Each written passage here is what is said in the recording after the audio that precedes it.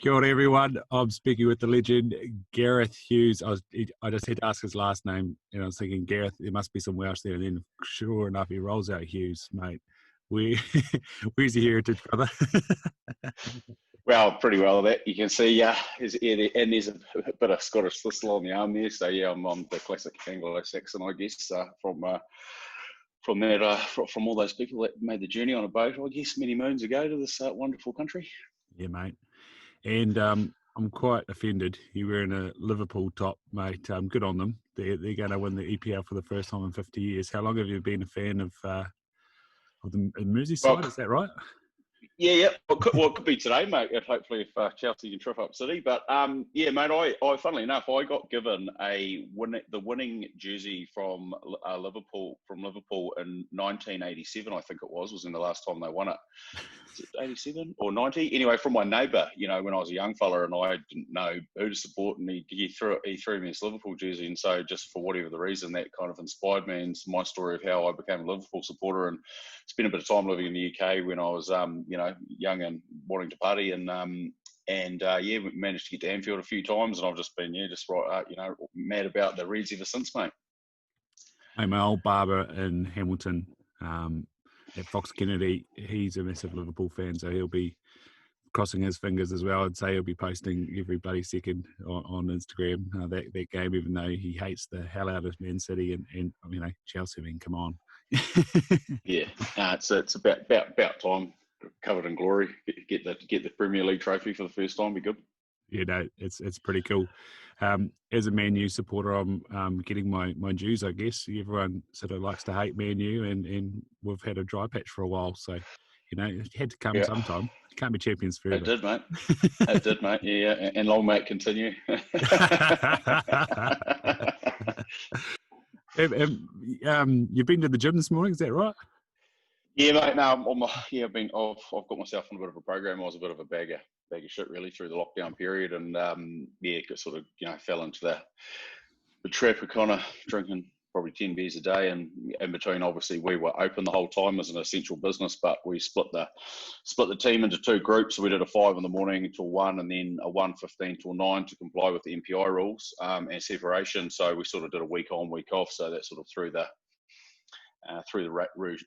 routine out a wee bit, and I sort of got to the end of that, and I felt kind of fat, heavy, and like rock bottom, to be honest. Like, I don't think I'd ever got myself that bad, and started to have those kind of epiphanies of like, if I don't sort my shit out, I'm probably going to have a heart attack or something. So and the final sort of nail in the coffin, if you like, was I was down at the mother-in-law's place in Raglan, and I was up early, and I just wandered down in the paddock. She's got a farm down there, just shooting a few rabbits, and I was turning around, walking back up the hill, not a steep hill, just in the gumboots, and I was like, oh, fuck, here, like blowing like an old steam train. And I was like, I've got to sort this out. So, since then, I've basically been back into doing the CrossFit every single morning, and been off the piss for 8 weeks, apart from when I went on my hunting trip recently, and feeling shitload better for it, to be honest. So, sort of 8 weeks in, and I've given myself a good kick up the arse and managed to drop heaps of weight and starting to feel a bit more lively, and mentally it's bloody good for you too. So no, it's now that I'm on the journey, I've managed to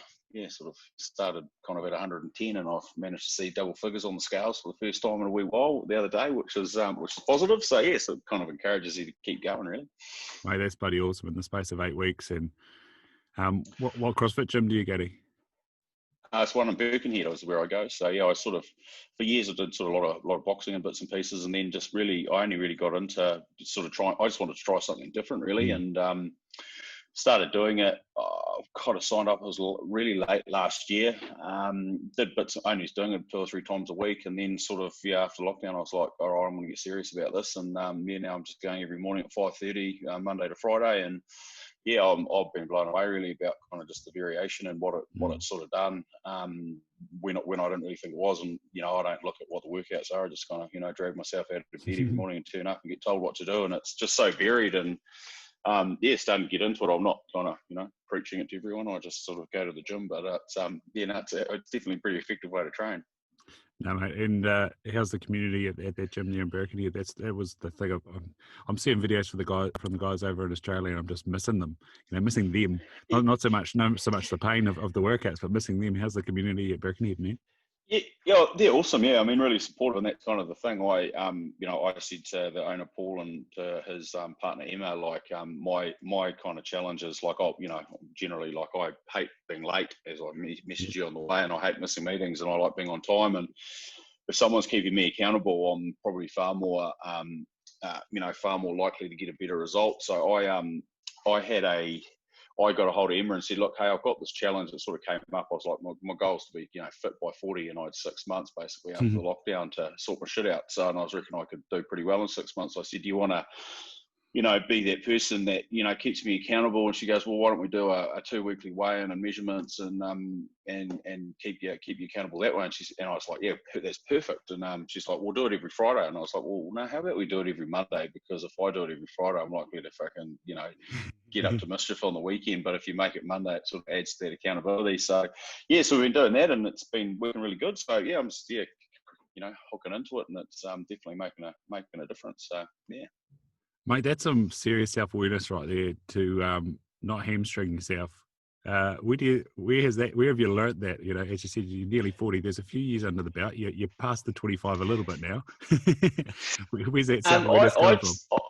I just, if I think, like me personally, when I make myself accountable to others, I deliver more. And, like I think it's the old, internal critical self, like I only even train in the morning because if I've got to train in the afternoon, my brain's got to come out with really good excuses why I can't for the whole part of the day to sort of to park off and not do it. So get up, knock it out, get it done. And then the accountability thing, I guess, has always been, like I'm motivated absolutely for most things, but at times it's sort of like if I don't have a meeting or a reason to kind of deliver on something, then I might find a way to kind of wriggle out of that. So that sort of is my mentality, and I've kind of always been a bit of, rightly or wrongly, a bit of all or nothing when it comes to these sorts of things. And that's possibly something that really needs to be changed as well, about trying to find moderation, etc. But whilst I'm kind of, on the journey to try and, get to where I want to go, I just feel like I might as well just, fast track that and then figure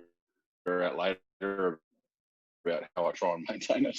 Yeah, mate. I've got a little bit of that craziness going on. I just stupidly entered 101k ultra, and I don't know how the hell I'm going to get there. But I don't know if you're aware of Kane Briscoe, but he messaged me and he said, "Just know this: you'll get to the finish line one way or the other." And I was like, "Mate, that's a quote for life. That one. That's not just trying to run a stupid distance. That's outrageous."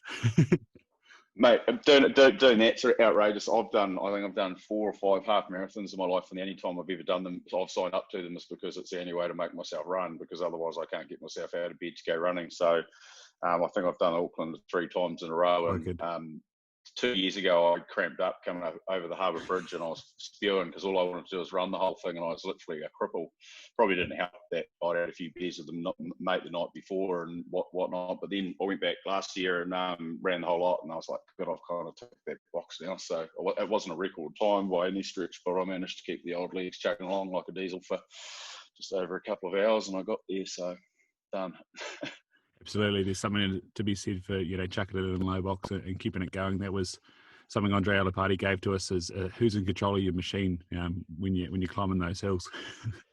Oh, mate, yeah, exactly. And it gets pretty real when you're at altitude, and there's not as much oxygen in there either, and you've kind of got this large weight on your back, which you normally don't wander around with.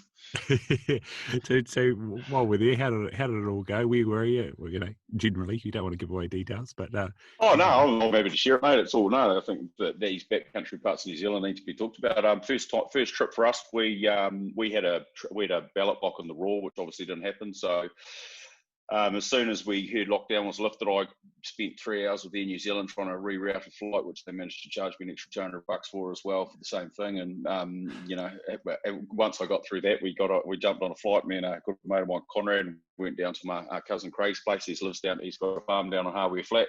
Okay. And then we jumped in with the Alpine helicopter boys, and we flew up to the Upper Dingle. Awesome. Went in there with Conrad and Craig and his Mrs. Nicola, and we shot up there. we got dropped at one end of the valley, and Craig and Nicola got dropped at the other end, and we spent a couple of nights fly camping back towards the Dingle Hut. And yeah, it was just stunning, mate. We had, you know, just beautiful weather for the first couple of days. Kind of one of those things we sort of I just was enjoying sitting on the top of the mountain, just enjoying the vista. We looked up, we climbed right to the top and looked over the Ahariri, and it's just stunning country. And kind of funnily enough, I didn't see bugger all for the first 24 hours. I got a radio call from my cousin, and he'd shot what he thought was a pretty good bull tarp. But unfortunately, when he shot it, it kind of went down a big scree slope and landed on top of this waterfall. And he's probably like me. He's not probably built like a Nepalese mountain goat, and he just couldn't retrieve it. And he had a sleepless night. And we got back to the hut after a couple of days, and he was showing me the photos that he'd taken, before he'd shot it. And I was like, mate, that looks like a ripper. And he couldn't sleep all night, so he got on the sat phone and called the boys from Alpine Helicopters. They didn't have a hell of a lot to do, so they were there in half an hour. He said, make sure we bring one of the young fellas to put on the long strop, because he couldn't be fucking off the bottom of a helicopter. And they flew up, pointed where it was, and he, spent $1,300 dropping it back to the hut. And sure enough, she was over 12. It's funny because there's a couple of comments on the old Instagram page about, it looks pretty low, and if you look really close, there's a helicopter blade coming out behind them. Yeah.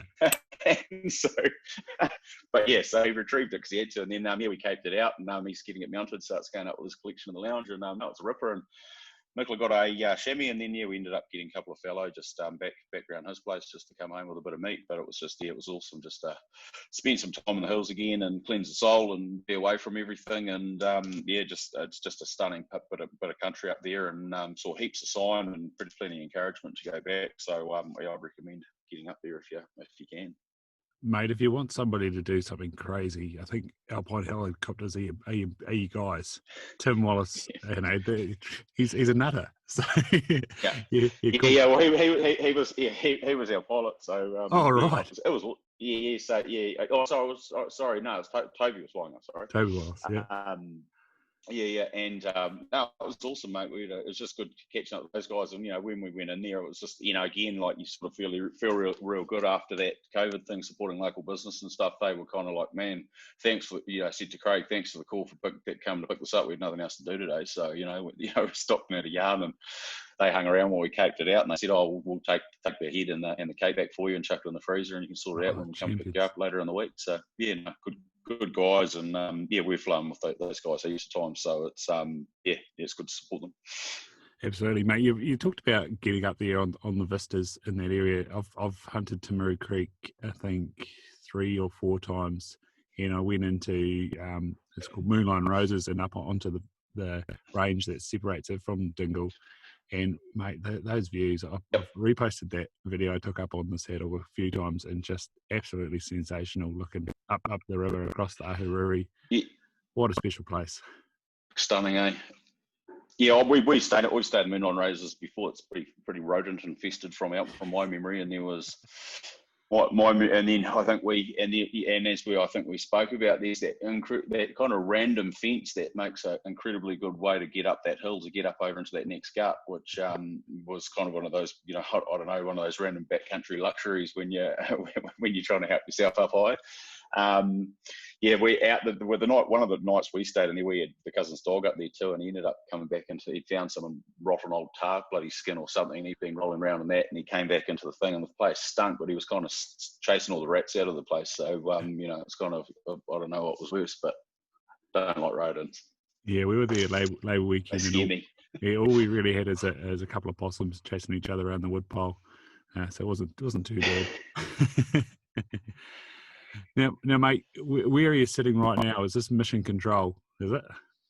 Yeah, mate. This is me just sitting at my desk in the bloody old factory. I've got a bit of the old history on the wall of our old price lists that start in 1967 and go through to 1980, and old bits of advertising and a few bits and pieces. Just an old mower print. I was GM at mower for a number of years working with Jeff, and there's a little quote that he gave me when I left about Theodore Roosevelt quote, which he thinks summarises me pretty well. So I know it's a few little sort of mementos of sort of history and stuff that I've done in the past, and yeah, mate, I'm loving running a knife business. It's been just cool and just awesome people, and just the passion that people have for what is really one of the most simple kind of tools in the world. Is it just blows me away. So I'm just I'm thrilled and stoked to have the opportunity to kind of be the custodian of this business for the next sort of hopefully number of years, and keep growing the victory story that's 94 years long now.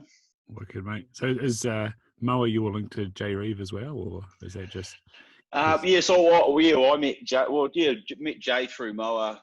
42 Below actually. When I was back at 42 Below years ago is when I first met Jay. I think he started seeing one of the birds that was on the team or something. I think was the story how that all started.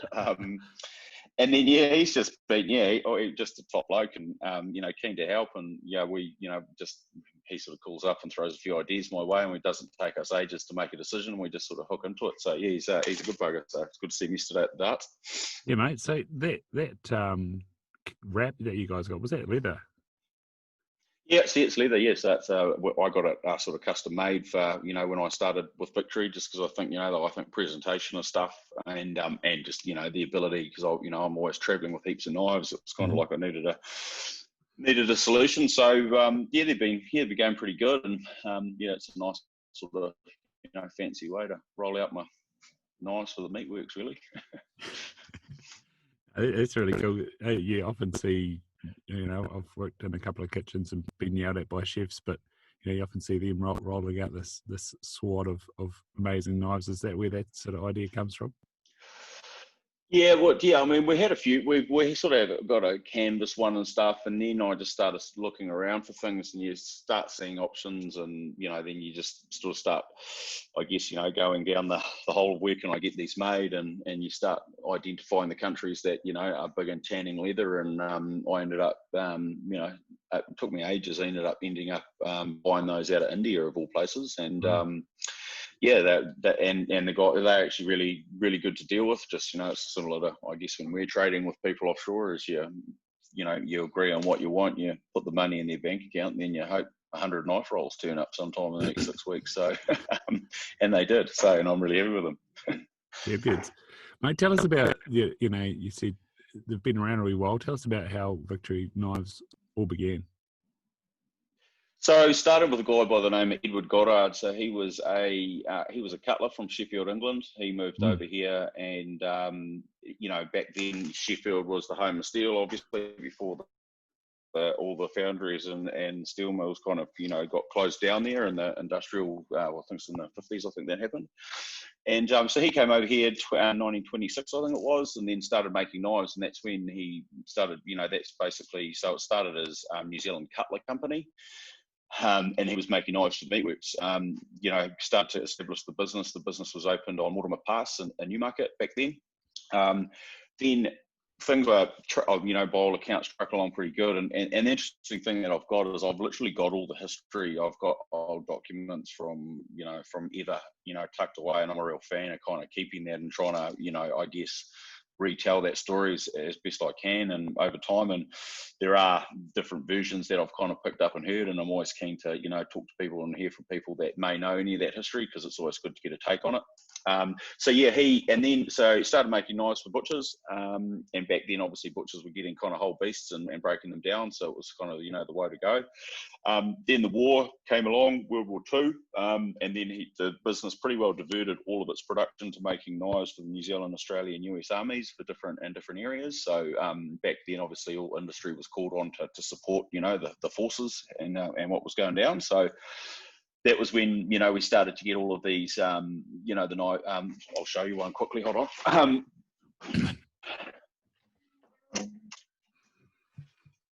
Stuff like this here is this is the old it's called the knuckle duster type 2. It's got the skull splitter on the top to dong people on the head with, and that went to a whole lot of the inventory men. I've got a whole lot of that history, which I think is really cool to have.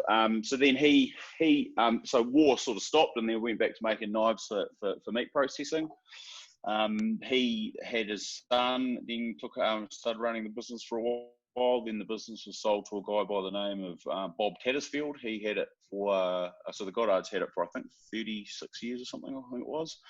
And then Bob Tattersfield had it for 20, 30 years as well. And then he started then, that was kind of up in the 270s. That was when injection moulding started happening. They banned using wooden handles in the meatworks because they're porous and obviously not good for, for keeping, any nasties out of the handle. And that's when injection moulded plastic handles came into the fore. And then Bob Tattersfield sold it to John Bamford, who was the guy that I bought it off. John had it for 22 years, and John started introducing, obviously, a bit of CNC machines. He introduced the robot, which we call Edward, and named after Edward Goddard. He introduced some robotics. All of our machinery is 100% really comes from Berger in Germany, which is so we use all German machinery. We use German steel. We use German grinding wheels and componentry. So all part of this business is kind of best quality that we use to try and make the best product we can. So there's, over the years, there's been some trials with other suppliers out of other countries for those key consumables, but none of them have kind of, been up to the standard of the German stuff. And, whilst you pay for it, it is really good quality. And then, John sold the business to me just over a year ago, and he'd been in it for 20 odd years and he was ready for a change. And it was just one of those chance things that happens. I'd been at Moa for 9 years. I was starting to feel like I was kind of sick of it and I needed a change. I didn't know what I wanted to do. What I did want to do was buy my own business and run my own show. So I started sort of, looking lightly before Christmas time, and I'm a firm believer things happen for a reason. And a good friend of mine, Mark, who's a business broker, rang me up and said, "Bro, I've got the perfect thing for you." Oh, yeah, what is it? He said, "Victory knives." And I was like, "Fuck, oh yeah." I said, "Oh, a bit of a pipe dream." I was like, "Yep, I'm keen. Just, I don't know any of the metrics behind it. I don't know how much I've got, can I even afford the bloody thing? I don't know." There was a whole lot of stuff, but I was like, "Yeah, I'll throw my head in the ring." So I went away for Christmas, and I remember talking to Jeff actually before I left. I said, I need to have a good think while I'm away. And we, pretty open, honest chats about where we're at with things. And, obviously I'd been working with them for 13 or 14 years through 42 Blow and then into Moa. And then, I sort of got back and just walked into work the first day after a couple of weeks off. And I was like, fuck, I'm over this. Like, I just, the buzz wasn't there. I just wasn't feeling it. And literally that day, Mark rang me up and said, "Shit, I've just got the listing agreement signed." I was like, "Cool, make me an appointment. I want to be the first guy to meet John." So yeah, that Friday I went in and saw John, and we spent, came in on the Saturday actually. Came in on the Saturday and looked at the business, because while the staff went here and looked at all the machinery, etc., and spent 3 hours with John going through it all. And then he said to me, "Oh well," and I said to him, I was like, "Mate, I love, what I see. I love the history. I love everything about this." And I said, I think, you're an honest, good man, and I'm kind of the same. And I said, "I'll make you an offer by close of business today." And turns out John was like, "Well, if there was anyone I could sell the business to, or a person, it would be a guy like you." So I made the offer. He accepted it. He accepted the offer, and subject to due diligence. And then he cancelled all the other people that he was supposed to be showing through the business, which apparently there's a massive queue for. And the first person they rung up to cancel the viewing for made an offer which was significantly higher than mine, knowing that had to be presented to the vendor. That got presented to John. He said, "No, I want to sell it to Gareth." So it sort of shows a bit about, that sort of, I guess, it's not all about dollars and cents in this world. There's, I think buying a business, and my big learning from buying a business, it's not like buying a house, like you buy a house and you want a house because it's got so many bathrooms, so many bedrooms, and there isn't a whole lot of emotion in it. But when you buy a business, I think, you're buying someone's previous livelihood and legacy of what they've done. He was really like me. I'm a big fan of culture and people and making sure the environment is great to work in. And he was really worried for the staff when he was selling it. And it was a really big move for John. And he wasn't, he was nervous about what was going to happen because the control of it was going away. And there have been, I know, in the past, some approaches to Victory from some of the big competitors, and they went partly down the track. But I think ultimately, if some of those bigger investors would have come in here and probably, rolled the whole manufacturing piece up, taken the brand and made it somewhere else, and essentially ruined what it is. So we did the deal, and I said to him, "Well," I said, "I can get DD done in 4 weeks. You're buggering off to Europe for a month on the 1st of June. So I said, I'll kick off the day before." So I turned up, sort of, handed the keys to my new business, making knives. And he jumped on a plane and buggered off to Europe for a month. So whilst I was a bit worried about that, it was probably the best thing that could have happened because, I was thrown in the deep end and just spent, and I think I've got pretty well sorted. I spent the last over 12 months sort of working out what I've got and, the system and when you live and breathe it all day, every day, and just adding bits. It's effectively, it's a 93-year-old business and it's been going for 93, 94 years when I bought it. Like my whole thing was don't break it at 12 months, just understand what you've got and just see what parts you can enhance. And there's still plenty of awesome things that I've written down in the kind of ideas book, which will come later, I suppose. Yeah. So you mentioned there the team and the staff. How many people does Victory employ and improve the lives of a wider community within New Zealand?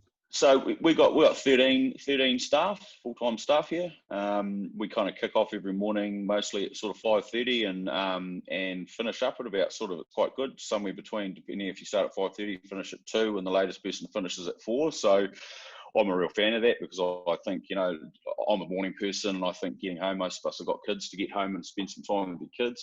Long gone are those kind of what I think is that sort of being seen in the office stuff of the 9 till 5 and sitting in traffic with everyone else. And a lot of staff here, our oldest staff member here has been with us. We've had people here one over 25 years and one couple up around 20 years. So just massive loyalty, really good people, really good environment. And, most of probably what I've done, in the last 12 months is just really investing into the guys in the factory and machinery and tidying stuff up, even little things like putting a big Victory Knives steel, laser cut steel logo on the side of the factory wall.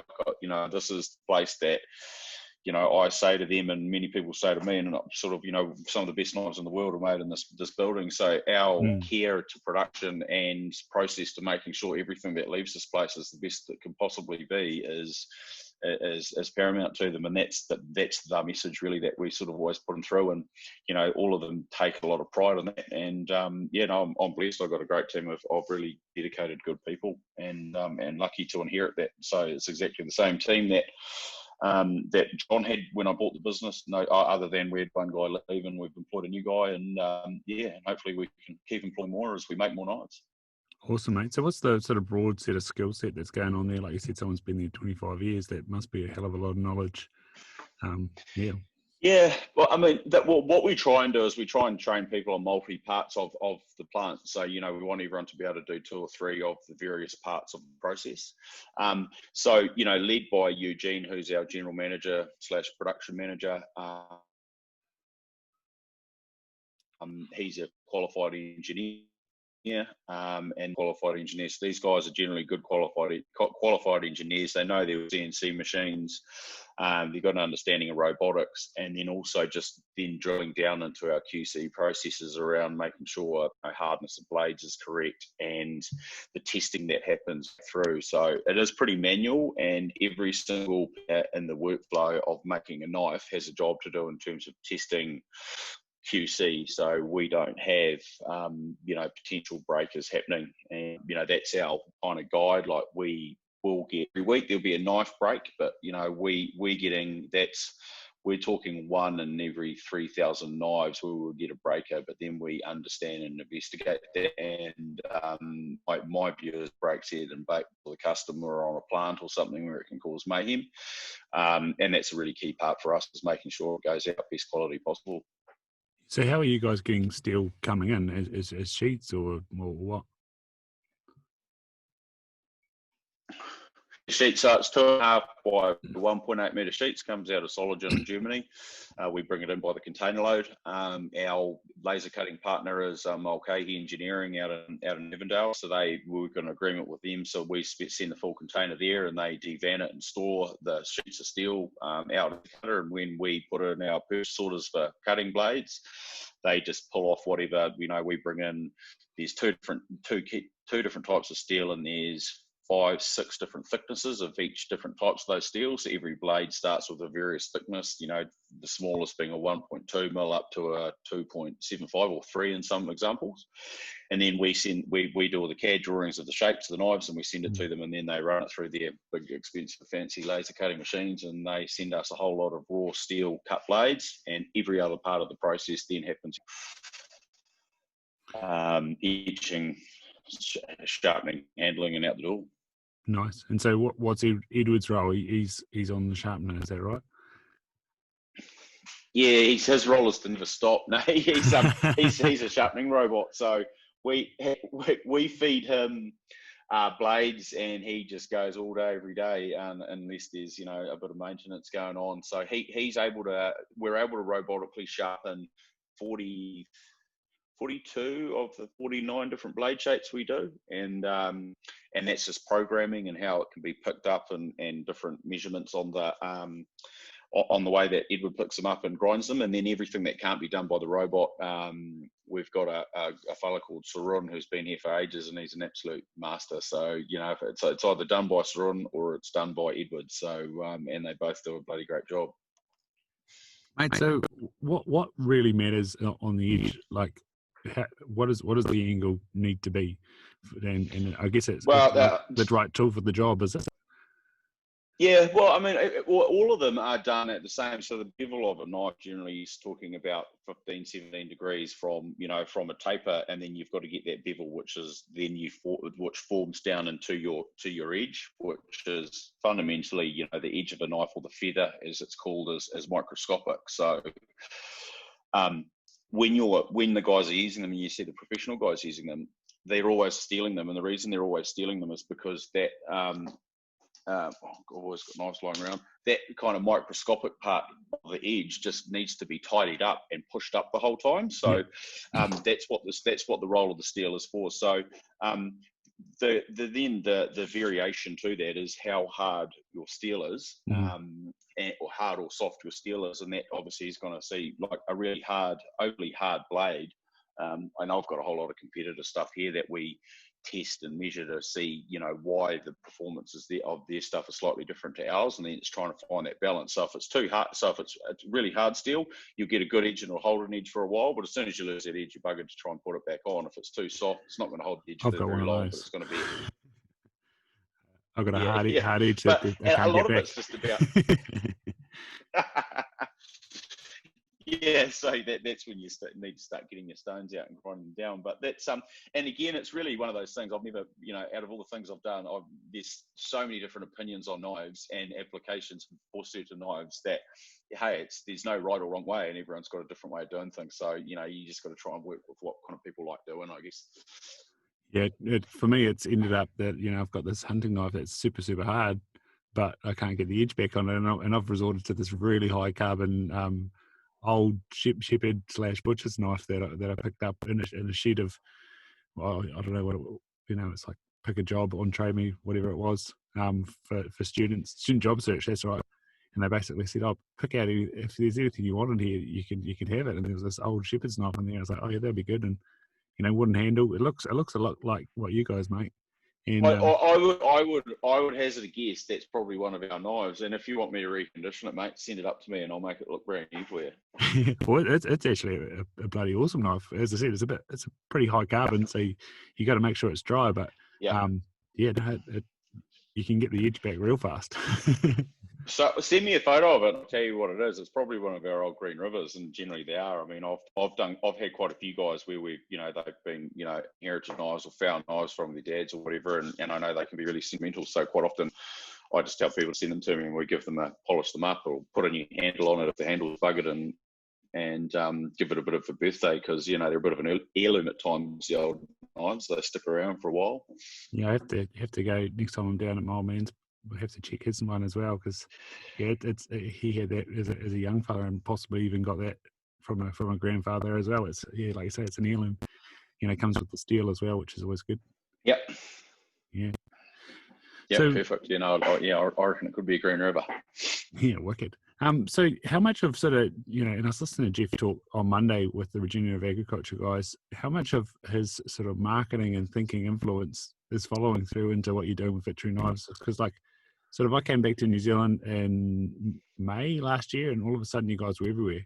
How much of that sort of marketing and communication from Jeff? Yeah, I mean, I guess a lot, obviously the way of working sort of, I guess, roles, you're going to pick up some of that stuff, but I think what makes teams in business good is having some difference to them. I mean, Jeff's, and I'm sure he would agree with this comment. He's the marketing, more marketing sort of brand focus, whereas I'm probably more. I was always a sales guy, right? Or that's kind of what my bread and butter. So we complemented each other with it from a marketing point of view. I've learned heaps off the guy, and even I caught up to him when I was down hunting the other week and went around for a coffee at Hardware and had a chat with him, and just interesting getting the feedback of him seeing what I've done with Victory in 12 months and his take on it, and he was really complimentary. So yeah, you learn a lot. I think, if you're not being a sponge throughout your life with all the different people you come across and trying to take the bits that you like or you think you can kind of work with and applying them to what you do, then you're kind of missing a trick. So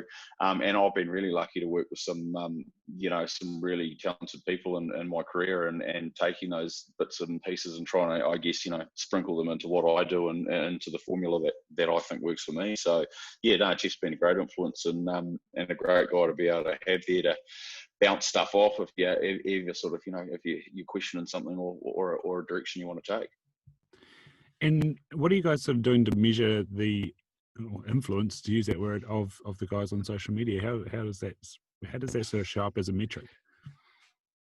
Well, it's interesting. I mean, when I bought Victory, there was an Instagram page that had 20 people on it and it wasn't being used. It was set up by John's daughter, whenever it was set up. Facebook was in the same boat.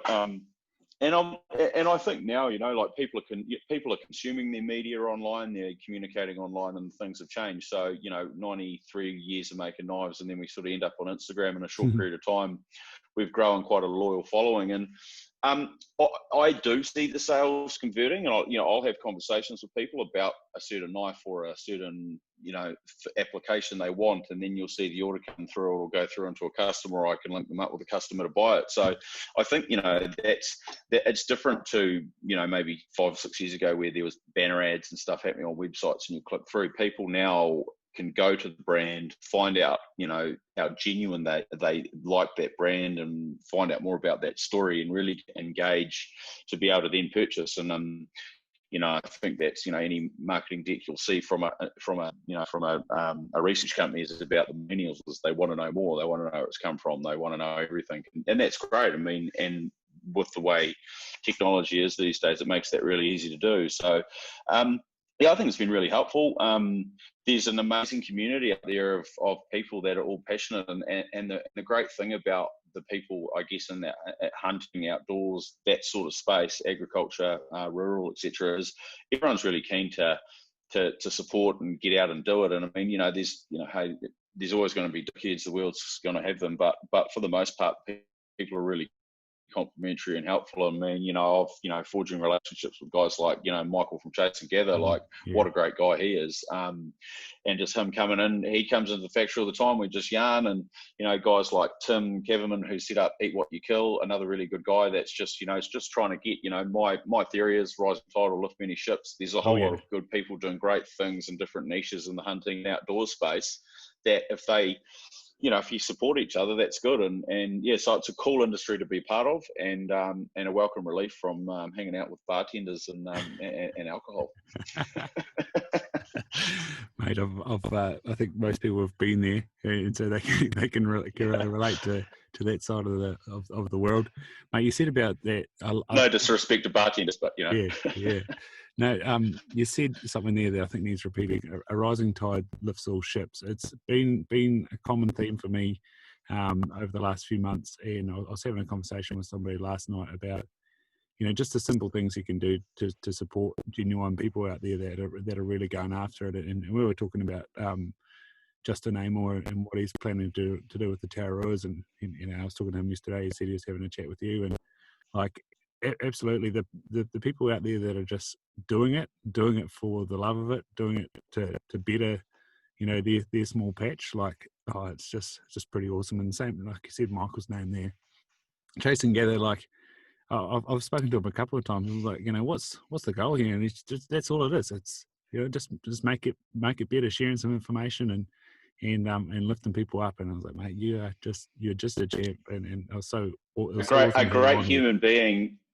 a great human being that actually practices what he preaches too, which is the best thing. I mean, like almost on the daily, you can get a little bit of motivation from seeing him wandering up Mount Wellington with 25 kilos in his back, sweating it out. And you're like, man, it's going to make me do something, work a bit harder today. And I think he's when you've got advocates like that are doing that and then out there pushing it, it's just awesome to see. And, to touch on the Justin one, I mean, that's just another great example of, he just rang me, or did he ring me or message? He messaged me after I did the chat with Matt on the Educated Hunter, and he just said, "Hey mate, and I love what you're doing," and he's sort of telling me about him, about the Terror Foundation project, and I was like, mate, what? I mean, the thing that kind of got me to start with, I was like, this guy's super passionate, like what a champion, like irrespective of where you live and what you do. I was just like, this guy needs to be, I want to work with this guy. Like he's just got this passion running through him like you've never seen, and you got to help people like that. And I was like, I'm on board. I don't live anywhere near the Tararooas, but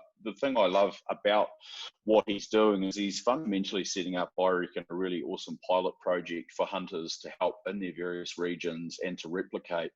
And it's not just hunters, it's people that outdoors, bushwalking, etc., bird watchers, everything in that space. It's saying, like, I guess the message is, don't piss and moan about Doc dropping 1080.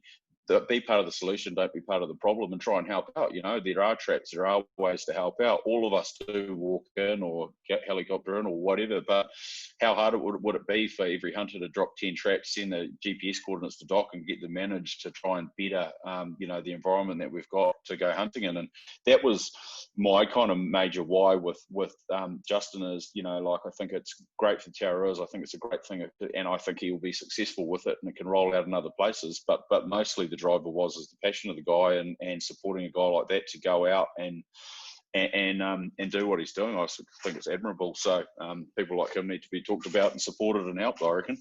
Absolutely. I can't wait to get down there and learn a bit about another part of this awesome country, new set of bush, new set of terrain, and do your bit. Yeah, me too. To help out. Yeah, and I'm glad I might be fitter when I meet up with him, because he looks like a bit of a mountain goat, hey? So, like, I sort of said, oh, mate, we'll leave it for a few months before I even think about coming down your way. Yeah, we'll go down to catch up with him, I think, in 2 weeks. And, I sort of asked him, I was like, so what's the deal with this mountain? And he said, I walk up and then run down, sometimes a couple of times. I'm like, oh, yeah, okay, right. Know what I'm in for if I come see you. But yeah, even like you say, there's always bad eggs, and people can piss and moan about forest and bird. But when you actually meet a person, like yesterday I had a patient, and he kind of under his breath said, "Oh, what I do in my own time is do stuff for forest and bird. I go out and trap it and poison rats and stoats and possums." And I was like, that's good. And I said to him, what do you reckon about them sort of taking Doc to court? And he said, it's unfortunate. We Hawke's Bay and Taupo and stuff just gave them a bunch of money, and that's what's happening. But then once you get past the differences, and this is what Matt Gibson and I talked about, once you get past the differences, holy shit, we are exactly the same. Like, we had this big conversation about deer and what I'd seen in the Carwickers a couple of weeks ago after what's been a drought, and then no hunters going in there. You definitely notice the impact of deer and what that means for the ecology. And if the majority of us could start taking that look at what it is we're doing, what's the impact of these animals and what's the end goal, then maybe we can start working together. And like I say, what Justin's doing is a little pilot, what the Seeker Foundation's doing, what all of those guys doing, Tar Foundation's doing, it's all just pilots for going, like, right, let's put the differences aside, let's work together, and let's come up with the end goal. Let's make sure that the plants that we are trying to save are there, and if they're not there, then let's adapt and what does Jacko Wing say? Something like adapt and apply, or something like that. So and I think the part that frustrates the shit out of me, and I guess that like the only winner out of that happening is lawyers, and it's a whole lot of wasted money, time, and resource to have an internal infight because there's two groups of people, and there's just some pig-headed personalities in there that decide the only way to sort that is to go and throw the legal book at it. Well, I mean, I don't know all the details, and I don't even act like I'm an expert on it. But I just look at it from the outside and just think it's absolutely fucking crazy that the limited resources that these organisations have to do their job, they're pouring into a fucking legal battle with each other, or one with the other. It's crazy. As soon as the papers get served, you've got to go to their Doc have got to go to their lawyer, and everyone's got to start paying legal fees. No one's winning. There ain't any stoats winning out of that. There ain't any rats dying out of that. There's just basically guys in the glass towers in downtown Auckland, cash sending in their 6-minute blocks of billing, and everyone else is sitting there waiting for the result. So I just reckon it's just, someone's got to step up and sort that out, I reckon. Absolutely. That's what I sort of said to him, come the start of March when we're in lockdown, Royston Bird are sending out, requesting donations, and like he said, Hawke's Bay donated a bunch of money, Taupo donated a bunch of money, and then to just see it all of a sudden, it's like you say, squandered on legal fees. It's like, gosh, Hunter's Journal and NZ Hunter have both highlighted how much funding that organisation gets, and it's amazing. It's like something to be commended. And from our side of the fence, we're looking at it going, shit, how do we get that model going? We could actually achieve some things with that sort of money, but it's, to then see it, like I say, thrown to lawyers in Auckland, it's just Wellington. You're like, oh, that's disappointing. Yeah, there's only one winner, and he's probably wearing a suit and driving a convertible Porsche. Yeah. Anyway, away from the politics, bro. What was the response like from the guys when you did that promotion with The Rock? It just must be really handy to be in the conversation all of a sudden. Like I say, it's a simple tool, but geez, when you got a good one, it's amazing. Well, funny, I'd had a few beers in the lockdown and sent an idea to Jay sort of about, I can't even remember what it was. It can't even been that good. And he said, oh, it's good, we'll catch up on it. And then kind of went quiet for a few weeks, and, things carried on. And then he just rang me one afternoon, it was about 5 weeks ago, and said, mate, we've just had a sponsor for North versus South drop out. They were giving away, I think it was $50 a day to the caller.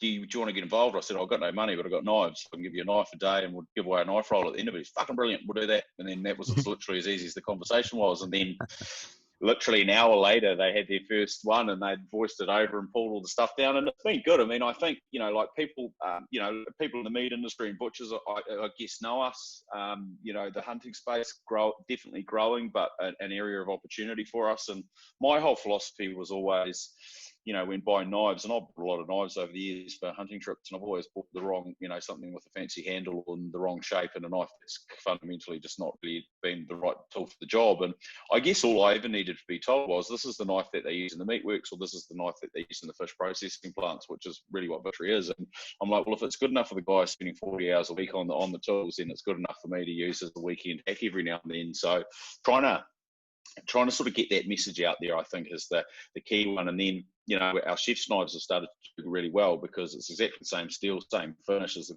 quality as what they're using in the meatworks, but you can use it in your kitchen. Challenge being is, I guess, the people like a bit more bling on the handle, for example, but, I've got a few little projects that I'm working on. I've listened to the people are saying, they want something a bit nicer than, a plastic handle. That's fine. So we've got something coming for that to try and, bling up the kitchen. But, we're the hard working tool knife. It's not about $300 with a fancy finish. It's about cutting throats, skinning animals, getting out and making the steaks, I guess. Yeah, I guess, chefs are artists, so you've got to get into that creative zone, Absolutely, mate. Yeah, hey, yeah, and there's a lot of companies as well that we sell just blades to, and you see the fancy handles put on them and sold for lots of money, and it's great to have those people doing that stuff with our knives as well. It's I've got a bit of an eagle eye for picking them out. I know what our blade shapes are, so I can pretty quickly pick up potentially where that might have come from. Nice, mate. I just said chefs are artists, but I have a huge appreciation for butchers. Like a couple of the guys that sort of give you guys content, home kill butchers, and what some of those guys can do with a beast in the space of no time is absolutely amazing. And we had Jordan from Wild Game Salami come into the club, and he broke down a deer carcass for us in the matter of half an hour, and it's just like, holy cow. And like I say, simple tools. He just had a Makeda or whatever it was, and just whoop, away we go. It's just like, woof. You know, is that all it takes? Jordan's actually. I'm supposed to be going out for a bit of a culling session with Jordan at some stage. Actually, he uses our knives and filming him doing a bit of that stuff, because I think there's always a lot to be learnt and that. And I've spent the last 12 months basically going around the meatworks and going out with customers both in New Zealand and Australia. And recently I went out with Nick from Nick Vukovic. He's a home kill guy and pretty well known in Hauraki Plains. And mate, the guy, I've seen some people work, but I've never seen a guy work like the work rate of this man is unbelievable. I mean, from cutting a throat, he's got 4/4 of a cattle beast in the back of his truck in about 9 or 10 minutes, mate. It was just unreal. And you keep watching, and you're like, well, there's stuff that I've learned and I've applied when I've been butchering a deer or something. But the skill of these butchers, mate, like, I make the knives they use them. I don't say I'm a pro at all. I'm like anyone else. I'm learning. I think I'm always getting better. But the only way to get better is to get your hands dirty and put your hands inside of the gut cavity and pull stuff out and learn from people. And you ain't even going to learn if you ain't getting your hands dirty. So no, there's some bloody talented guys out there, and those home kill guys, mate. They're workhorses. It's incredible. Yeah, no, there's like I say, you got to get your hands dirty. It doesn't matter if it's a stag or a hind. There's bits that you got to get around. Yeah, they've all got a throat and an arsehole, and you need to remove those two to try and pull it out in one piece. That's my tip for the day. Yeah, it's a bit like you'll get to the finish one way or another. Yeah, exactly. That's how long it takes. Yeah, exactly. And summer hunting, man, the pressure's on, and so you want a good blade, so you're not sitting there sharpening. Do you have any opinion on steels, like the sort of round metal steel versus the diamond steel, and does size matter? Again, it's personal preference. Some of those sort of oval ones have 2 different grains on them. So some people like 2 different grains. So they might start with a fine and then go to a polished for the finish. Generally, the rule of thumb I use when I'm talking to people. So if you're in aquaculture fishing, generally I sort of say, you want a slightly more coarse steel because of the environment that you're working with, salt and just a bit rougher, and it's better just to take and get that edge going. But whereas if you go to the other end of the continuum, someone like, I don't know, Nick, home kill guys, he's got a polished steel, but he's using it all the time. So he can feel a little flaw in the edge as he's skinning out a cattle beast, but he's at that real pointy end of he only uses one knife of ours for the whole job, and he's just got a black one and a white one, so he knows which ones he's steeled and tidied up on the edge from first. So yeah, again, it's personal preference, but that's generally what I say to people. If you're more in the more sort of harsh environments around the sea, it's kind of mediums, and then as you're going up, it's sort of. But for home, fine and super fine, what I think's a good way to go with. The only advice I'd have with steel is fucking use it. Most people don't, so it doesn't matter what it is, just use it. And I've had multiple times people go, even as I named, someone sent me a video, your knife's not cutting a tomato properly. I was like, has the knife been steeled? Oh, no, it hasn't. Well, there you go. Like, it's really that simple. Like, it's maintenance, You've got to put air in your tyres, you've got to steel your knife, Yeah, and I think if anyone wants to sort of go into what's a short range of the different knives, I'd definitely direct them to that episode you did with Matt, and you talked about the guys on Team New Zealand using pig stickers. I was just like, that's awesome. Yeah, exactly. Yeah, no, there's all sorts of applications. Yeah, mate. So we've spoken about it. Where do people find Victory Knives? You guys are in a lot of shops. You're on Instagram. There must be websites, and we've got on our victoryknives.co.nz. It's got a pretty good range of our stuff. We're generally in most all good sort of fishing shops around the country, a lot of little hunting stores, and we're starting to get, it's awesome to see, guys like Hamills and Taupo, for example, had demand from customers and bought knives in, and it's going well. So it's great. I think back at COVID, that little reminder of supporting Kiwis been good, and I think that's certainly sort of created a bit more interest in people looking a bit more actively. I think pre-COVID, everyone liked the idea of New Zealand made, but I think post-COVID, everyone's supporting that more and actively trying to support that more.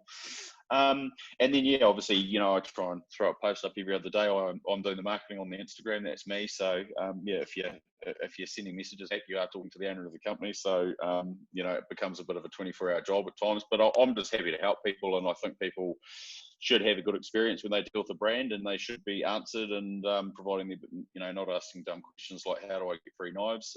Those ones get ignored, but there's but generally, yeah, we try and sort of engage where we can, and I think it's about learning all the time too. Every single person I'm talking to is a customer, and they've got an experience. I'm quite interested to hear about how that works, and we keep innovating and changing stuff based on what people are telling us. So that's really important. Yeah, and we'll give another plug for Chase and Gather. You can get a victory knife with that stamped on it from them as well. And absolutely. As you brought up there, Hamill's Topol, they are pushing ahead. I'm hell of impressed with where they're heading. And there's someone else that's got their face on Instagram and putting the story behind who's in the shop and what they're up to. And yeah, they need to be commended as well. They're doing a great job. Maybe you and I should get invited on their next sort of helicopter flight out of somewhere to wherever they go, just to sort of see how they go in the backcountry. I mean, yeah, I can. 3 hours to Taupo for me. Yeah, it's just up the bloody hill from here. I'm keen on steering the guys in Hawke's Bay up. It's the Topol Napier Road. yeah. It's good being an outsider. You can poke fun. Mate, I always get people to leave us with the thing that doesn't do them wrong. It always shows up when things are going right. It can be a quote or a sort of a mantra that you live your life by, or just sort of a philosophy that you sort of push on ahead with. Well, it's good you asked that, because so there's kind of there's sort of two really for me, and probably the second one comes off, that mental health space. I lost a couple of good mates over the years and have set up a mental health charity, and we haven't sort of gone down that track, and I've spoken about it before. But the first one is, my number one is, if it ain't fun, don't do it. I think it's an easy way to make decisions, look for fun, look for things that are fun.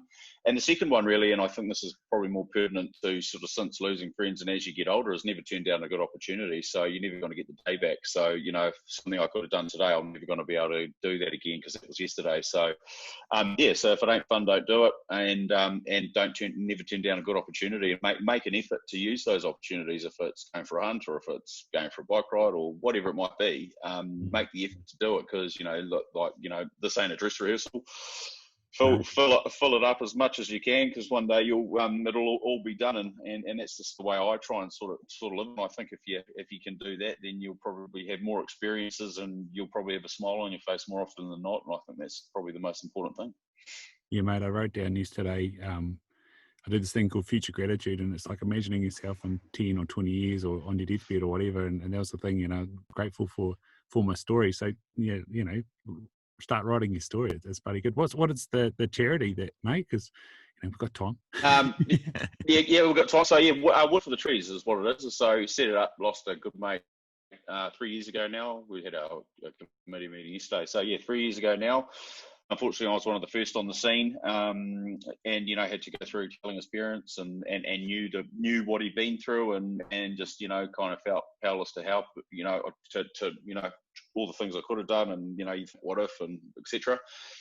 After it all happened, I just was at a conference thing, and then there was a guy talking, and had the whole aha moment of, shit, I want to do something about this, and it's going to be called Wood for the Trees, and that sort of all came to me. And Wood for the Trees is a kind of a good statement that covers mental health. It's people that are sweating over the small things without seeing the bigger picture. And yeah, we set that up, and we've raised quite a bit of money over the years, and given a lot to like Mike King's I Am Hope, and we've done funded stuff around Jazz Thornton and a movie that she's made, and other various helps and platforms that we're just trying to. Our message is look out for your nearest and dearest. So it's not about the person that is having it's about the person that's having the battle, but it's about you as that peer group and that network to try and proactively do something about it. And I think that's the rising tide discussion so pertinent there too, because you have so many organisations, this discussion's so up there now and so talked about, and if you and I were having this chat 10 years ago, we wouldn't have talked about mental health, and it would have been a bit of a, something in the closet that no one wants to talk about. Whereas now, generally guys, which are probably, women are better at chatting about their feelings than guys, and guys are starting to do it. And I actually think hunting and around the campfire while you're drinking a beer or, putting on the boikie and having a feed is really important to, you have those discussions when you're away from your normal day to day. And, just the cool chats that I think I have with friends when I'm literally sitting on the side of a mountain are stuff that would never happen in a bar environment or a cafe environment or something like that. So, so charities are hard and low and slow burn. It's, you got to try and keep the energy in it.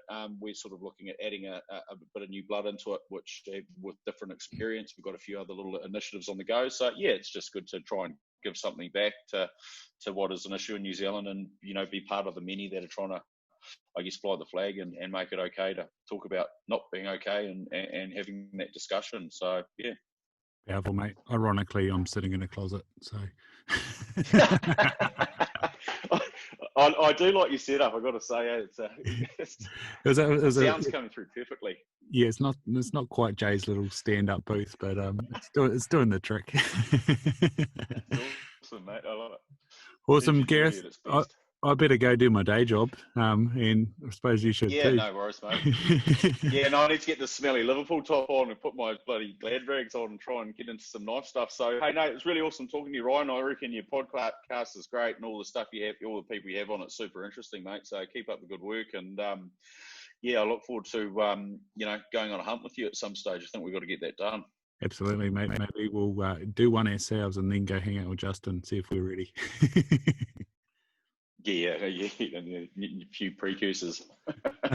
Sweet, mate. I've got to end it there.